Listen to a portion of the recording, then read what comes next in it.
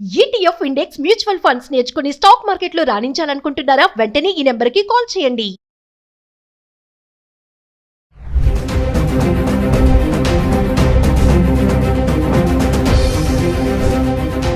Hi hello నమస్తే, welcome back to Suman TV. ప్రస్తుతం మనతో పాటు ఉన్నారు consumers affairs committee chairman Mandadi Krishna Reddy గారు. నమస్తే సార్. నమస్తే అమ్మా. సార్, మరి ట్రంప్ గురించి మనం చాలా వీడియోస్ మాట్లాడుకున్నాం. మరొక్కసారి ఏంటంటే ఇప్పుడు ఓపీటీ కానీ H4 కానీ H1B వీసా కానీ ఇంకా కొంచెం స్ట్రిక్ట్ అవుతున్నాయి రూల్స్. వీసాలు అంత తొందరగా రావు, మొత్తం చెక్ చేస్తే కానీ వీసాలు కూడా అందించబడమని చెప్పి కొన్ని ఆర్టికల్స్ చూస్తున్నాం.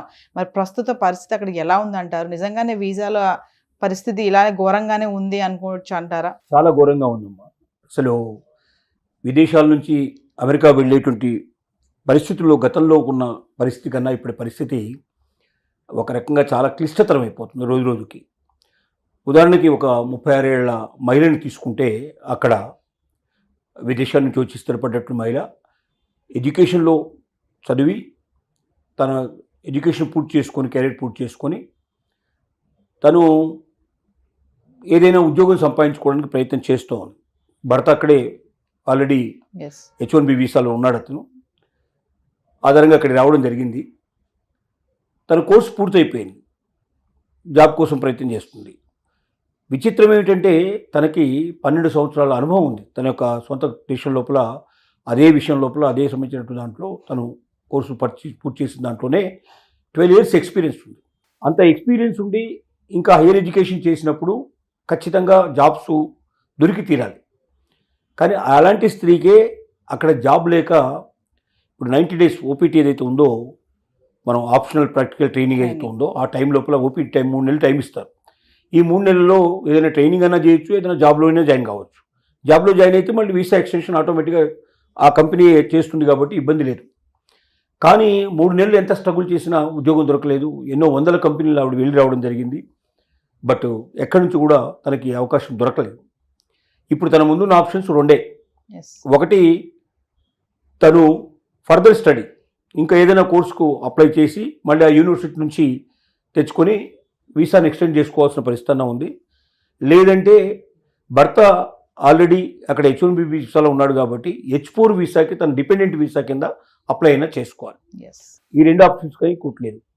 అంటే తను స్వతంత్రంగా నిలబడడానికి అవకాశం కోసం ప్రయత్నం చేసి కూడా అక్కడ 3 సంవత్సరాలు ఒక కోర్సు పూర్తి చేసి కూడా మళ్ళీ 3 నెలల టైం లోపల తను ఏమీ సాధించుకోలేని పరిస్థితి ఏర్పడి నిరాశగా నిస్పృహలో మళ్ళీ హైయర్ స్టడీ అంటే మళ్ళీ ఖర్చు పెరుగుతుంది విపరీతంగా. తర్వాత ఎంతకాలం మరి డిపెండ్ అవుతుంది, తప్పనిసరిగా భర్త ఆధారంలో ఉండాల్సిన పరిస్థితి ఏర్పడుతుంది. కాబట్టి అలాంటి స్త్రీలకే అలాంటి వాళ్ళకే అక్కడ అవకాశాలు లేవు. అంటే కొత్తగా వెళ్ళిన వాడికి ఇంకా ఛాన్సెస్ చాలా తక్కువ. 12 years ఎక్స్పీరియన్స్ ఉన్న వాడికే ఉద్యోగం దొరికే పరిస్థితి లేదంటే ఫ్రెష్గా ఒక గ్రాడ్యుయేషన్ చేసి లేదా ఓ పోస్ట్ గ్రాడ్యుయేషన్ చేసి ఉద్యోగం కావాలనుకుంటే దొరికే పరిస్థితులు లేవు. దీనికి తోడుగా వీసా దాంట్లో ఏం చెప్తున్నారంటే అన్ని రకాల చెకింగ్స్ పూర్తయితే తప్ప వీసా ఇవ్వడానికి వీలు పడదు. అన్ని రకాల చెకింగ్స్ అంటే మనం ఇంతకుముందు అనుకున్నాం, వాళ్ళ సోషల్ మీడియాను కూడా పూర్తిగా కంప్లీట్గా చెక్ చేస్తారు.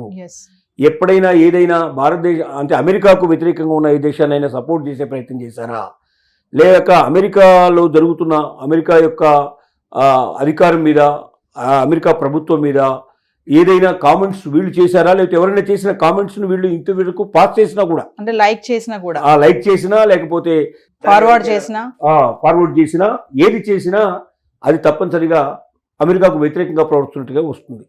అంటే ఇప్పుడు అది కాక దీని యొక్క ఇతర దేశాలు వీళ్ళు సమర్థిస్తున్న దేశాలు ఏవైనా ఉన్నాయా? ఇప్పుడు ఇజ్రాయెల్ ఉంది, వాళ్ళు పాలస్తీనియన్స్ మీద యుద్ధం చేస్తున్నారు. ఆ ఇజ్రాయెల్కి వ్యతిరేకంగా వీళ్ళు ఏదైనా పోస్ట్ పెట్టినా కూడా, అంటే అమెరికాను కానీ అమెరికాకు సమర్థిస్తున్న దేశాలకు వ్యతిరేకంగా కానీ ఉన్నట్టయితే అది అమెరికాకు వ్యతిరేకంగా ఉన్నట్టయినే భావిస్తామని చెప్తున్నారు. ఆ సోషల్ మీడియా లోపల అప్పటిదాకా ఏం జరిగింది, వాళ్ళ ఈమెయిల్ ఏంటి, వాళ్ళ వాట్సాప్ స్టేటస్ ఏంటి, వాళ్ళ మొత్తం ఇంకేదైనా సమాచారం ఇచ్చారా, ఎవరితోటినా మాట్లాడారా, వాట్సాప్ ఇంకే ఉన్నాయో ఇప్పుడు సోషల్ మీడియాలో ఎన్ని అయితే ఉన్నాయో అన్నిటినీ చెక్ చేస్తారు. అన్నిటినీ చెక్ చేసిన తర్వాత అమెరికాకు వ్యతిరేకంగా కానీ అమెరికా మిత్ర దేశాలకు వ్యతిరేకంగా కానీ ఏ రకమైనటువంటి కామెంట్ చేయడం కానీ లైక్ చేయడం కానీ ఫార్వర్డ్ చేయడం కానీ ఏమీ లేదని తీర్మానం చేసుకున్నాకనే అప్పుడు ఇస్తారు. అంటే మామూలు విషయాలన్నీ ముందుగా చెక్ చేస్తారు. ఏంటి, వాళ్ళ యొక్క ఆర్థిక పరిస్థితి ఏమిటి, వాళ్ళు అక్కడ చదవడానికి వెళ్తున్నారా, లేకపోతే వాళ్ళు ఇంకేమైనా అక్కడ స్థిరపడడానికి వెళ్తున్నారా, డిపెండెంట్గా వెళ్ళబోతున్నారా, ఇవన్నీ చెక్ చేస్తారు. Yes. తర్వాత ఎడ్యుకేషన్ అయితే ఎడ్యుకేషన్ అక్కడ ఏది ఆ యూనివర్సిటీస్ వాళ్ళు యాక్సెప్ట్ చేసాయా, ఇవన్నీ మామూలుగా ఇమిగ్రేషన్కి ఉండేటువంటివన్నీ అవన్నీ పూర్తి చేసిన తర్వాత చివరికి దీని మీద కూడా కాన్సన్ట్రేట్ చేయడానికి వాళ్ళు సిద్ధపడుతున్నారు. అంటే ఇంతకుముందు వీసా అట్లా అప్లై చేయగానే వెంటనే ఒకసారికో 2 సార్లకో వీళ్ళకు వచ్చేసేది, కానీ ఇప్పుడు అట్లా లేదు. ఈ సోషల్ మీడియా మొత్తం స్టేటస్ అంతా కూడా చెక్ చేసి ఎక్కడైనా పొరపాటున తెలుసో తెలియకో ఏదైనా జరిగి ఉంటే కూడా దానికి వెళ్ళి ఇప్పుడు శిక్ష ఎప్పుడో 3 ఏళ్ల క్రితం 5 ఏళ్ల క్రితం అప్పటికి అసలు అమెరికా పోతారని నిర్ణయించుకోకముందు ఏమైనా చేసి ఉంటారు, కానీ వాటిని కూడా లెక్కలోకి తీసుకొని దాని మీద కూడా ఇతనికి రిజెక్ట్ చేయడానికి, అంటే రిజెక్ట్ చేసే అవకాశాలు ఎంత మ్యాక్సిమం ఉంటే అంత మ్యాక్సిమంగా రిజెక్ట్ చేయడానికే సిద్ధపడుతున్నారు. ఎస్. అంటే దేశానికి చెడ్డ పేరు రాకూడదు కాబట్టి రిజెక్ట్ ఎందుకు చేశామని చెప్పడానికి కారణం ఉండాలి కాబట్టి కారణాలు వెతుకుతున్నారు. ఎస్. అంటే ఇక అమెరికా ఇతర దేశాల నుంచి వెళ్ళేటువంటి వాళ్ళని మామూలుగా స్టూడెంట్స్ గాను లేకపోతే అక్కడ డిపెండెంట్ గాను లేదా అక్కడ ఉద్యోగాలు వెతుక్కోవడానికి ప్రయత్నం చేసేవాళ్ళను ఇష్టపడటం లేదు. ఇది ఎవరిని ఇష్టపడుతుందంటే ఇక్కడి నుంచి డబ్బులు తీసుకెళ్ళి అక్కడ ఖర్చు పెట్టి లేదా అక్కడ ఏదైనా పెట్టుబడి పెట్టి అక్కడి వాళ్ళకు ఉద్యోగాలు దొరికేటట్టు చేసి లేదా అక్కడ ఆదాయాన్ని పెంచినట్టుగా ప్రయత్నించే వాళ్ళని మాత్రమే ఆహ్వానిస్తోంది. ఆ తప్ప వాళ్ళకి వేరే వాళ్ళు లేరు, వేరే వాళ్ళు అవసరం లేదు వాళ్ళకి ఇప్పుడు. Yes. అంటే అమెరికాలో ఉండేటువంటి జనాభా సరిపోతుంది మనకు, ఇతర దేశాల నుంచి వచ్చే జనాభా వల్ల అనవసరంగా మన వాళ్ళకి ఇబ్బందులు పెరుగుతున్నాయి, ఇక్కడ ఉండే వాళ్ళకి అవకాశాలు తగ్గిపోతున్నాయి. ట్రంప్ ఏదైతే తన యొక్క ఎలక్షన్లో వాగ్దానం చేశాడో ఆ వాగ్దానం ప్రకారంగా ఉండేట్టుగా ప్రయత్నం చేస్తున్నారు. Yes. దీనివల్ల రాను రాను క్లిష్టమైపోతుంది. ఇక అమెరికా నుంచి ఆశలు వదులుకొని ట్రంప్ ఉన్నంతకాలం అమెరికా లోపల ఉద్యోగ అవకాశాలు దొరకవు Yes. అని నిర్ణయించుకొని ఇంకా ఏదైనా ఆలోచన చేసి వేరే దేశాలు, చాలా దేశాలు పిలుస్తున్నాయి మనల్ని, వేరే దేశాలకు వెళ్ళినా కూడా ఎడ్యుకేషన్లో అమెరికానే గొప్పది, ఇంకా ప్రపంచంలో ఏ దేశం లేదని అనుకోవడానికి వీలు లేదు. చదవగలిగితే వేరే దేశం కూడా వెళ్ళి చదవచ్చు. ఇప్పుడు మన దేశంలో కూడా యూనివర్సిటీస్ చాలా డెవలప్ అయినాయి, విదేశీ యూనివర్సిటీస్ చాలా బ్రాంచెస్ ఇక్కడ వచ్చినాయి. కాబట్టి నిజంగా చదువు మీదనే ఆసక్తి ఉంటే ఇవాళ చదువుకోవచ్చు. మనం చూసాం కదా, ఒక గొర్రెల కాపరి ఐఏఎస్ పాస్ అయ్యాడు. Yes. Yes. ఆ టైంలో ఆ రిజల్ట్ వస్తున్నప్పుడు కూడా అతను మేకలు కాస్తున్నాడు అతను వాస్తవంగా.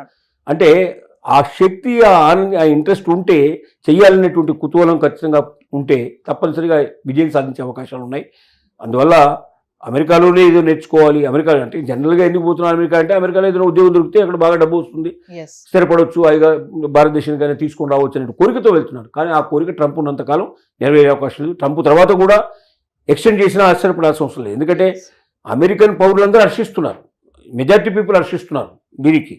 మాకు ఉద్యోగ అవకాశాలు పెరుగుతాయి, ఉపాధి అవకాశాలు పెరుగుతాయి, మాకు ఆదాయం పెరుగుతుంది, నెంబర్ 1 దేశంగా అమెరికా ముందుకెళ్తుంది అన్న కోరికతో, కాంక్షతో ఉన్నటువంటి అమెరికన్ ప్రజల్ని మనం ట్రంప్ తర్వాత కూడా Yes.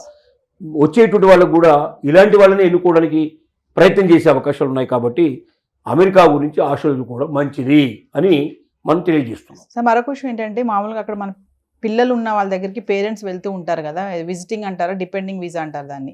అంటే అక్కడికి వెళ్ళినప్పుడు 6 నెలలు 8 నెలలు ఉంటారు. ఆ ఉన్నటువంటి ఆ నెలల్లో వాళ్ళు మామూలుగా వేరే ఏమైనా పనులు చేసుకోవడానికి ఛాన్సెస్ ఉంటాయా? అస్సలు అవకాశమే లేదు. ఎందుకంటే మనం విజిటింగ్ వీసా తీసుకుని పోతారు, సహజంగా వెళ్ళేవాళ్ళకి విజిటింగ్ వీసానే ఇస్తారు. విజిటింగ్ వీసా మీద వెళ్ళి అక్కడ పనులు చేయడానికి అసలు అవకాశం లేదు, ఆస్కారం లేదు. ఒకటి అక్కడ జాబ్ కోసం మొట్టమొదటి అప్లై చేసుకుని జాబ్ కన్నా వెళ్ళాలి. అంటే అక్కడ ఎవరైతే కంపెనీ ఉన్నారో కంపెనీ వాళ్ళ దగ్గర నుంచి వీసా కూడా వాళ్ళే ప్రొవైడ్ చేస్తే మనం వెళ్ళాల్సిన అవసరం ఉంది. లేదంటే ఇప్పుడు డిపెండెంట్ ఎవరైతే ఉన్నారు పర్సన్స్, వాళ్ళు ఎందుకు పిలుస్తున్నారు, మమ్మల్ని మా విజిట్ చేయడానికి వస్తున్నారు, మమ్మల్ని చూసుకోవడానికి వస్తున్నారు అని చెప్తున్నారు తప్ప 6 months కన్నా ఎక్కువ ఇవ్వరు వాస్తవంగా. Yes. అంతకన్నా ఎక్కువ ఇవ్వాలంటే అక్కడ ఏదైనా కారణం బలీయంగా ఉండాలి. ఒక హెల్త్ బాగాలేకపోతే, అక్కడ ఉన్న వాళ్ళు హెల్త్ బాగాలేకపోతే వీళ్ళు సాయం చేసేందుకు వెళ్తున్నాను, ఇంకోనో రకంగా వీసా ఇవ్వడానికి, వీసాని ఎక్స్టెండ్ చేయడానికి అవకాశం కల్పించాలి. అంటే వీసా 10 ఏళ్లకు ఉండొచ్చు, 25 ఏళ్లకు ఉండొచ్చు, మనకు 10 ఏళ్ళకి 20 ఏళ్ళకు కూడా పొందినట్టు వాళ్ళు ఉన్నారు. కానీ 6 months అనేటువంటి ఒక బేసిక్ ఉంది. 6 months దాటి బిహైండ్ అంటే మళ్ళీ దానికి అప్లై చేసుకోవాలి, దానికి కారణాలు చూపించాలి. అవన్నీ కూడా వాళ్ళు యాక్సెప్ట్ చేస్తే కానీ ఇస్తారు, లేకపోతే ఇవ్వరు. సో ప్రెజెంట్ సార్, ఇప్పుడు వెళ్ళాలనుకున్న వాళ్ళకే కానీ అక్కడ ఉన్న వాళ్ళకే కానీ మీరేమైనా చెప్తారా? అంటే అబ్రాడ్ ఎడ్యుకేషన్ కోసం వెళ్ళాలని, ఇంకా ఇంత సిచ్యువేషన్ ఉన్నా కూడా చాలా మంది ఇంకా వెళ్ళాలి, అక్కడ చదువుకోవాలని అనుకుంటా ఉంటారు. పేరెంట్స్ కూడా కొంచెం అవగాహన లేకుండానే పంపిస్తున్నారు. మనం చెప్పేది అదే, వీలైనంత వరకు అమెరికా ఆలోచన మానుకోండి. అమెరికాలో ఇక భవిష్యత్తు ఉండడం చాలా కష్టం. ట్రంప్ తర్వాత కూడా వచ్చే వాళ్ళు కూడా ఇదే పాలసీలు అనుసరించాల్సిన పరిస్థితులు ఏర్పడతాయి. కాబట్టి అమెరికా కళను మానుకొని భారతదేశంలోనే వాటిని సాకారం చేసుకోవడం ఎట్లా అని ఆలోచించడం కానీ, లేదా ఇంకేదైనా దేశానికి వెళ్ళి రావడం కానీ ఆలోచన పెట్టుకుంటే మంచిది. Yes, thank you sir.